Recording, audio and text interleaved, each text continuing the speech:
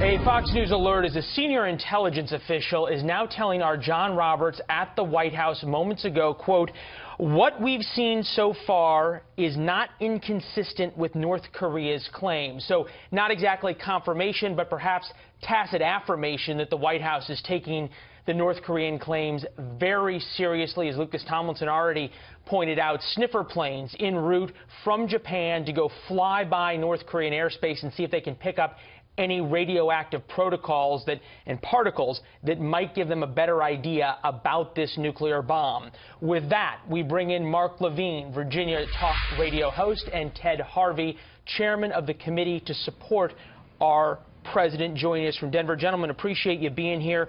Ted, first to you. The president earlier said, "We'll see about attacking North Korea." In your mind, should we be going there yet? Well, certainly, I think we should be looking at every diplomatic arena that we possibly can. We should be putting as much pressure on China as we possibly can. They are North Korea's biggest ally and biggest trading partner, and China needs to step up to bring down the tensions in that area. But I don't think the United States can ever allow one of our enemies to be put in a position where they can threaten not only our allies in the region, but also our mainland. And we're getting pretty close to a situation where the Trump administration is in a lose-lose situation no matter what he does. All right, Mark, so far, do you disagree with anything? Well, I think this North Korea is a really tough issue, and I think we need a president who learns to do what Theodore Roosevelt told us to do, which is speak softly and carry a big stick rather than speak loudly and carry a very small one. The key to this, of course, is China. And I'd like to see if Ted and I can get some agreement here today.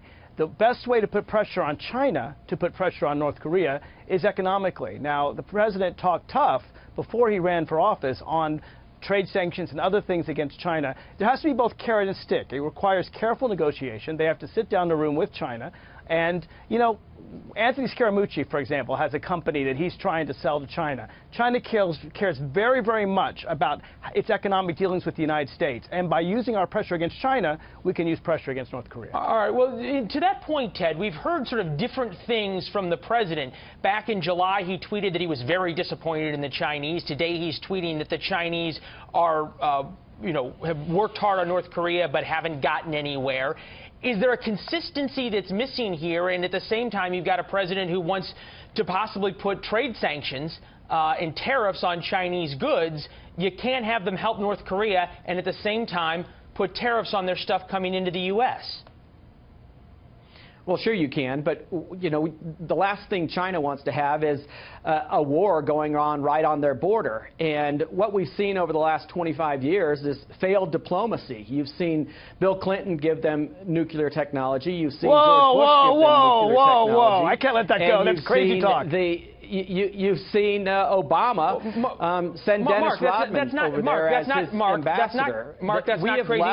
Hold on, Ted.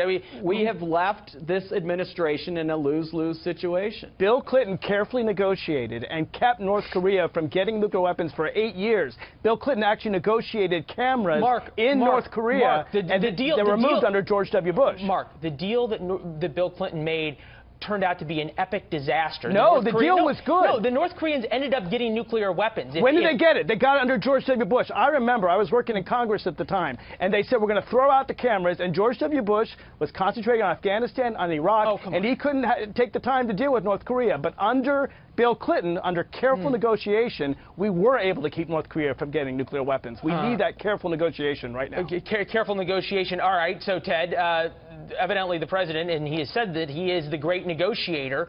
Where does the rubber meet the road? At what point does the president have to have some deliverables here? Well, I think that putting pressure on China is going to have to be one of the #1 deliverables, but he has had deliverables. He has got the entire UN to support sanctions, including China, including Russia, who are allies of North Korea, and to get them to come together on the Security Council and support sanctions against North Korea is a positive for this administration, and we need to continue to put that kind of pressure on Russia and China to continue to put pressure on North Korea, because if we don't, it's going to be a serious situation. We have to remember that the last meeting that Obama had with incoming President Trump was to say we have to go in a different direction than the way we've been handling North Korea thus far, and that is what Trump is being forced to do. Well, and noteworthy in that meeting, he also said that North Korea was the single greatest national security threat the incoming president would face. That's right. Ted, appreciate you being here. Mark, we're going to finish this debate later on about whether President Clinton allowed the North Koreans to get nuclear weapons. George Bush did, and it was really terrible. All right. Well, we got your talking point. Yeah, all right. Ted may be onto something there. All right. Thanks, guys. Appreciate it. Thanks, Leland. All right.